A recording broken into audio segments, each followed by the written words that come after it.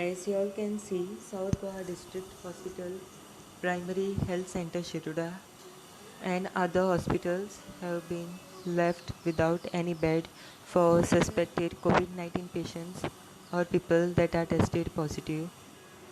Everyone is in the pathetic state.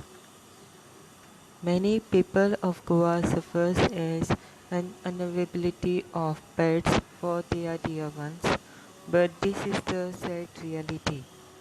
Patients are asked to sleep on the floor as there are no beds.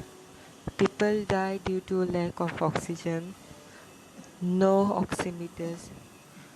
Doctors are giving their best and have been working hard to save the patients.